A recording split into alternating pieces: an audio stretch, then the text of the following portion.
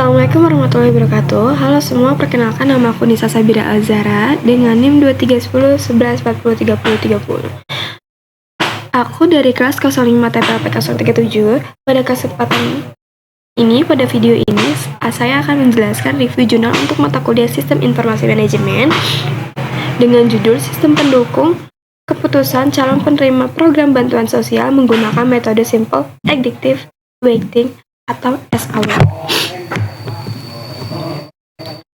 Isu 1 Januari 2024 dan terdeteksi Sinta 4. Penelitian ini membahas bagaimana metode SAW digunakan untuk membantu menentukan penerima bantuan sosial secara lebih objektif. Latar belakangnya yaitu proses penyaluran bansos masih dilakukan secara manual, membuat penilaian calon penerima sering tidak akurat, memakan waktu lama, dan rawan salah sasaran. Untuk mengatasi masalah tersebut, dibutuhkan sistem pendukung keputusan yang mampu menilai warga secara lebih objektif dan terstruktur. Metode SAW ini digunakan karena bisa mengolah beberapa kriteria sekaligus dan menghasilkan perankingan yang jelas sehingga proses seleksi menjadi lebih cepat dan transparan. Tujuannya yaitu ada 3. Pertama, mempermudah proses seleksi penerima bansos. Yang kedua, mengurangi kesalahan penyaluran bantuan. Yang ketiga, meningkatkan transparansi dan akurasi serta memberikan hasil perankingan berdasarkan bobot yang sudah ditentukan. Kriteria penilaian yang pertama C1 yaitu penghasilan per bulan, yang kedua C2 jumlah tanggungan, yang ketiga C3 kondisi rumah, yang keempat C4 luas tanah. Kriteria ini dianggap paling relevan untuk menentukan kelayakan penerima bansos. Selanjutnya ada pembobotan kriteria, bobot tiap kriteria. C1 penghasilan sama dengan 30%, mulai dari 0 sampai 1 juta itu bobotnya 1 juta sampai 3 juta itu bobotnya 2, 3 juta sampai 5 juta itu bobotnya 3, lebih dari 5 juta itu bobotnya 4. C2 tanggungan sama dengan 20%, anak 1 sama dengan bobot 1, anak 2 sama dengan bobot 2, anak 3 sama dengan bobot 3, anak lebih dari 4 sama dengan bobot 4. C3 yaitu ketiga kondisi rumah sama dengan 30%. Yang pertama, sewa itu bobotnya 1, bambu tanah bobotnya 2, tembok plester bobotnya 3, tembok keramik bobotnya 4. C4 luas tanah sama dengan 20%, kurang lebih dari 30 meter, bobotnya 1, 31 meter sampai 60 meter, bobotnya 2, 61 meter sampai dengan 90 meter, bobotnya 3, lebih dari 90 meter sama dengan bobotnya 4. Bobot ini menunjukkan tingkat kepentingan dari masing-masing kriteria.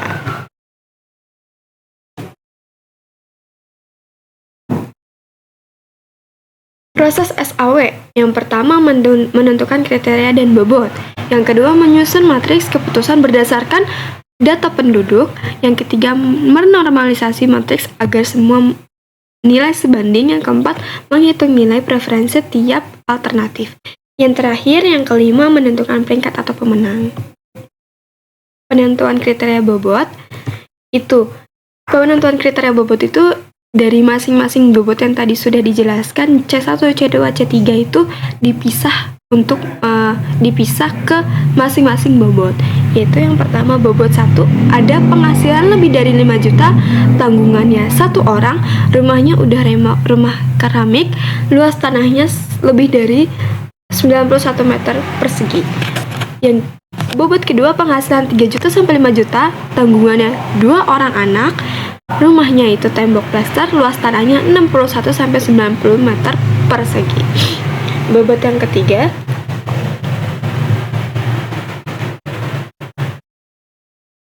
yang ketiga yaitu penghasilan tanggungannya 3 orang anak, rumahnya itu bambu atau tanah, luas tanahnya 31 meter persegi.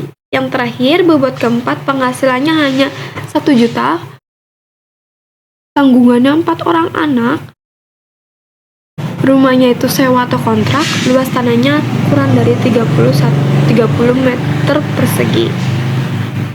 proses penelitiannya itu ada 4 proses. Yang pertama, pengumpulan data lewat wawancara, observasi, studi pustaka, dan dokumen terkait bansos. Proses yang kedua, penentuan kriteria dan bobot, menetapkan kriteria penerima bansos dan memberikan bobot sesuai tingkat kepentingannya. Proses ketiga yaitu pengolah data SAW. Yang pertama, menentukan matriks, menormalisasi nilai, lalu menghitung skor tiap alternatif dengan metode SAW. Yang terakhir, proses keempat, rankingan dan hasil. Menentukan alternatif terbaik berdasarkan skor tertinggi dan menghasilkan rekomendasi penerima bansos. Contoh studi kasusnya, yaitu dalam studi kasus ini kita bisa melihat dari setiap kepala keluarga dengan aset yang dimiliki yang ditampilkan pada tabel 1, yaitu yang ini ya. Lalu telah disesuaikan dengan sesuai kriteria seperti yang tertera di tabel 2, yaitu ini. Pada tabel 3 kita melihat proses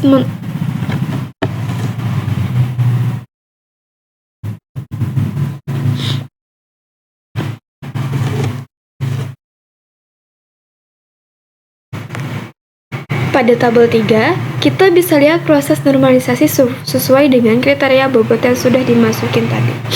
Jadi, ini tuh perhitungannya yaitu 1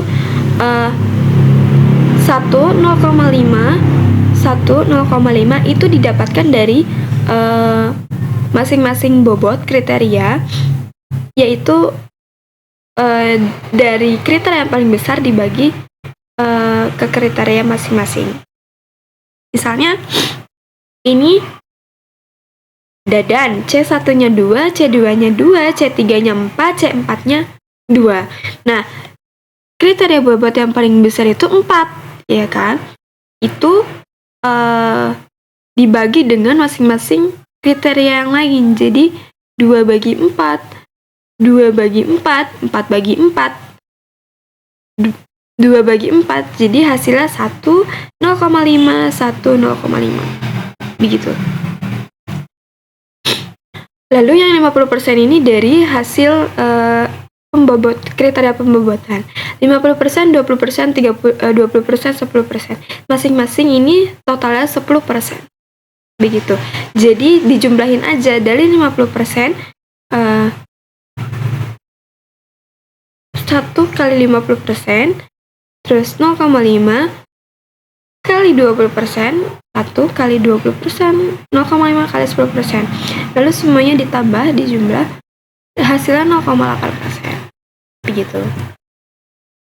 Grafik dan diagram hasil penelitian. Grafik dan hasil diagram penelitian. Nilai terbesar pada V1 di mana memiliki nilai 0,85, yaitu ini ya. V1 bisa dilihat. Dengan demikian, alternatif V1 atas nama Dadan yang terpilih sebagai calon penerima program bansos. Kesimpulannya, metode SAW ini terbukti efektif dalam membantu menentukan calon penerima bansos secara lebih objektif dan terukur. Sistem ini mempercepat proses seleksi, mengurangi kesalahan penilaian, dan memastikan bahwa bantuan diberikan kepada warga yaitu yang paling memenuhi kriteria. Dengan begitu, penyaluran bansos menjadi lebih tepat sasaran dan efisien. Oke, sekian, terima kasih. Mohon maaf bila ada salah kata dan ucapan atau tidak jelas saat saya menjelaskan review jurnal. Mohon maaf sebesar-besarnya. Wabillahi taufiq wal hidayah. Wassalamualaikum warahmatullahi wabarakatuh.